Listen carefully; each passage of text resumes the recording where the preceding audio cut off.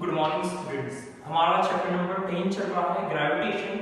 Gravitation में हमने देखा कि अभी तक यूनिवर्सल लॉ ऑफ ग्रेविटेशन यहाँ तक हमारे चैप्टर का फर्स्ट पोर्शन था, जो इस साल इन दिस एकेडमिक ईयर आपके एग्जाम में आएगा। इसका रिटर्न क्वेश्चंस भी आपके एग्जाम में आएंगे। लेकिन जो सेकंड पार्ट है फ्लोटेशन, जिसमें हमारा thrust, pressure, buoyancy, Archimedes principal and relative density, जो एक टॉपिक है इस साल के लिए सिलेबस से रिड्यूस किए गए हैं। लेकिन इंफॉर्मेशन के लिए हमें पता होना चाहिए कि प्रेशर क्या होता है, थ्रस्ट क्या होता है, बायंसी क्या होती है, आर्किमिडीज का प्रिंसिपल क्या कहता है, साथ में रिलेटिव डेंसिटी। इसकी इंफॉर्मेशन आपको होनी चाहिए, इसलिए हम इसे वीडियो में डिस्कस कर रहे हैं। लास्ट क्लास में हमने डिस्कस किया था थ्रस्ट एंड प्रेशर, थ्रस्ट और प्रेशर के बारे में हमने स्टडी की थी। अब हम देखते हैं बायंसी, या कहें कि बायंसी होती क्या है, और साथ में जो हमारे लिक्विड्स हैं वो भी हमारे ऑब्जेक्ट पे फोर्स अप्लाई करते हैं। तो हम देखेंगे प्रेशर्स इन फ्लूइड, कि फ्लूइड में प्रेशर किस प्रकार से वर्क करता है। आपने देखा होगा कि जब भी कोई पर्सन, या कहें कोई भी पर्सन क्या करता है, स्विम करता है, स्विमिंग पूल में स्विम करते हैं या रिवर में स्विम करेंगे या और दूसरी जगह जहां पर हमारे पास वाटर अवेलेबल होता है, वहां पर हम स्विम करते हैं, वहां पर हम तैराकी करते हैं। तो हम देखते हैं कि जैसे ही वो पर्सन वाटर के अंदर एंटर करता है या स्विम करने की कोशिश करता है, तो उसे उसका वेट काफी लाइट फील होता है। जो एक्चुअल में उसका वेट फील होना चाहिए उससे वो काफी कम हो जाता है। और हम देखते हैं कि आयरन या कहें स्टील के बड़े बड़े शिप्स होते हैं, वो सी के ऊपर फ्लोट करते हैं, तैरते हैं, जबकि उनका वेट काफी ज्यादा होता है। तो ये किन कारण से होता है, इसका मेन रीजन क्या है, तो इस टॉपिक में हम यही स्टडी करने वाले हैं। हम देखते हैं कि जब भी फ्लूइड में कोई भी ऑब्जेक्ट या कोई भी पर्सन एंटर करता है, तो हम देखते हैं कि उनकी जो ग्रेविटी के कारण एक फोर्स वर्क करता है, जो किसी भी ऑब्जेक्ट को वाटर में या किसी भी लिक्विड में सिंक करने की कोशिश करता है। लेकिन हम देखते हैं कि वाटर के अंदर भी एक फोर्स होता है जो अपवर्ड डायरेक्शन में वर्क करता है, जिसकी हेल्प से जो हमारा ग्रेविटेशन फोर्स है इस अपवर्ड डायरेक्शन में लगने वाले फोर्स के इक्वल होता है, जिसका रिजल्ट हमें मिलता है कि वो ऑब्जेक्ट या पर्सन वाटर में फ्लोट करने लगता है, तैरने लगता है। तो हम देखते हैं कि इसी फेनोमेनन को हम बायंसी के नाम से जानते हैं, या हम इसे हिंदी में कहें उत्प्लावक बल या उत्प्लावकता। Have you ever had a swim in a pool and felt lighter? वही एग्जांपल है कि जैसे ही कोई व्यक्ति या पर्सन स्विमिंग पूल में स्विम करने की कोशिश करता है या स्विम करने लगता है, तो उसे उसका वेट काफी लाइट फील होता है। Have you ever drawn water from a well and felt that the bucket of water is heavier? हम देखते हैं कि जब हम किसी वेल से, कुएं से वाटर निकालने की कोशिश करते हैं with the help of bucket, तो जैसे ही बकेट वाटर के अंदर एंटर करता है तो हमें उसका वेट फील नहीं होता है। लेकिन जैसे ही हम रोप की हेल्प से उस वाटर फिल्ड बकेट को धीरे धीरे निकालते हैं, तो हम देखते हैं कि हमें उसका वेट फील होने लगता है। ये किस कारण होता है? Have you ever wondered why a ship made of iron and steel does not sink in a sea water? वही एग्जांपल हमने देखा कि यदि कोई शिप वाटर के ऊपर फ्लोट करता है तो वो सी के वाटर के अंदर सिंक क्यों नहीं करता, जबकि उसे वाटर के अंदर डूब जाना चाहिए था। These questions can be answered by taking buoyancy in consideration. इन सारे क्वेश्चंस के आंसर हमें जब हम बायंसी को कंसीडर करेंगे तो हमें मिलेंगे। Let us understand the meaning of buoyancy by doing an activity. अब हम देखते हैं बायंसी क्या होता है एक एक्टिविटी की हेल्प से। Activity: take an empty plastic bottle, close the mouth of the bottle with airtight stopper.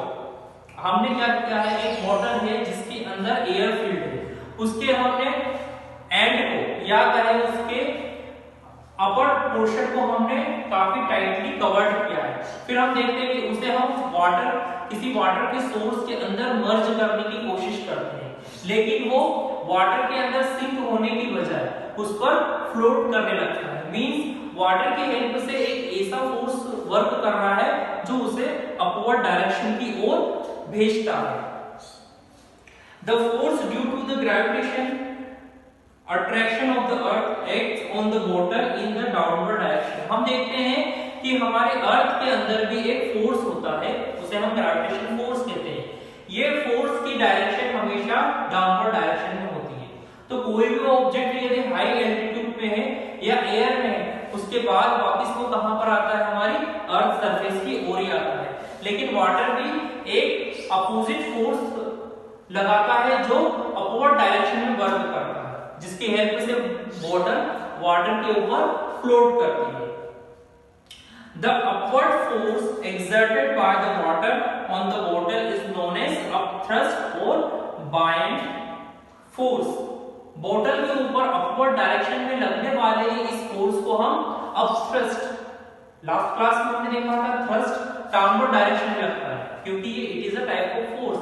लेकिन जो बायंट होगा, जो अपथ्रस्ट फोर्स होगा, वो अपवर्ड डायरेक्शन में होगा। इसलिए हम बायंसी को कैसे डिफाइन कर सकते हैं? The upward force exerted by the water is known as upthrust force और buoyant force.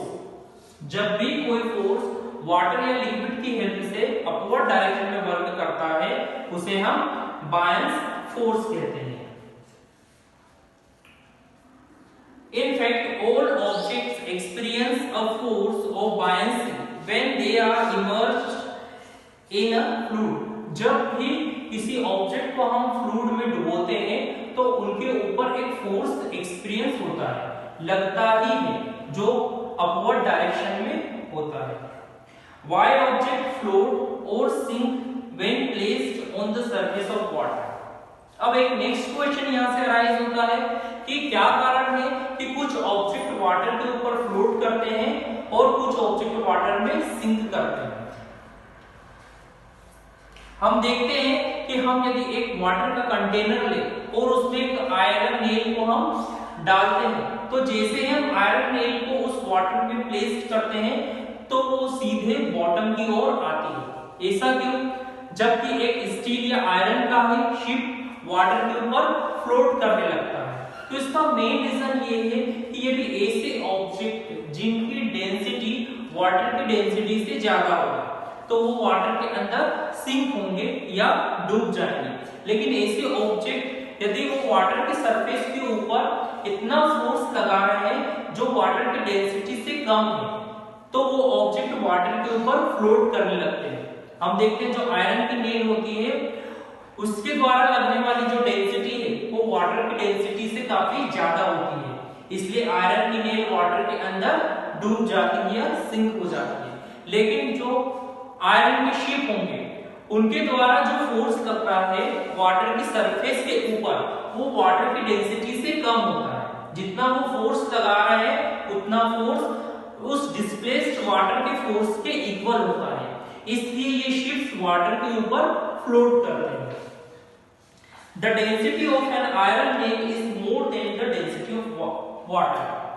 This means that the upthrust of water on the iron nail is less than the weight of the nail, so it sinks. Therefore, objects of density less than that of a liquid float on the liquid. The object of the density greater than that of a liquid sink in the liquid. हम देखते हैं कि जिन liquids की density उन object से यदि कम है तो वाटर के ऊपर वो फ्लोट करने लगते हैं, लेकिन यदि ऑब्जेक्ट की डेंसिटी ज्यादा होती है वाटर के कंपैरिजन में तो वो वाटर के अंदर सिंक डाउन होते हैं। अब हम देखते हैं आर्किमिडीज प्रिंसिपल्स। इसी फोर्स के ऊपर आर्किमिडीज ने एक प्रिंसिपल दिया है। तो आर्किमिडीज के सिद्धांत के अकॉर्डिंग हम देखते हैं when a body is immersed fully or partially in a fluid, जब भी किसी ऑब्जेक्ट या बॉडी को वाटर में आंशिक रूप से या पूर्ण रूप से डुबोते हैं, it experiences an upward force, तो ये जो ऑब्जेक्ट है एक फोर्स को फील करने लगते हैं, that is equal to the weight of the fluid displaced by it. जो ये फोर्स है किसके इक्वल होगा, जितने वेट के फ्लूइड को उन्होंने डिस्प्लेस्ड किया है। तो आर्किमिडीज का प्रिंसिपल यही कहता है, जब भी किसी ऑब्जेक्ट को हम वाटर में पार्शियली या फुल्ली डुबोते हैं तो उसके अपवर्ड डायरेक्शन में एक फोर्स वर्क करता है, और ये जो फोर्स है इस ऑब्जेक्ट के द्वारा हटाए गए फ्लूइड के वेट के इक्वल होता है। ये हमारा आर्किमिडीज प्रिंसिपल्स है। नेक्स्ट है रिलेटिव डेंसिटी। अब हम देखते हैं डेंसिटी। डेंसिटी को हम कैसे डिफाइन कर सकते हैं? Density is defined as mass to the volume of object, m upon v। Density equal to m mass upon v, v stands for volume. अब रिलेटिव डेंसिटी है तो मींस यहां पर हम एक ऑब्जेक्ट की डेंसिटी को दूसरे ऑब्जेक्ट की डेंसिटी से रिलेट करेंगे या कंपेयर करेंगे। तो रिलेटिव डेंसिटी क्या होगी? डेंसिटी ऑफ अ सब्सटेंस, जो भी हमें ऑब्जेक्ट दिया है उसकी डेंसिटी कितनी है with respect to density of water. यदि हम डेंसिटी ऑफ वाटर में विद रिस्पेक्ट लेते हैं तो ये हमारी रिलेटिव डेंसिटी होती है। तो आज हमने हमारा चैप्टर नंबर 10 ग्रेविटेशन फिनिश किया, जिसमें हमने हमारा सेकेंड पोर्शन जो हमारे सिलेबस से रिड्यूस्ड है उसे भी हमने आज स्टडी किया।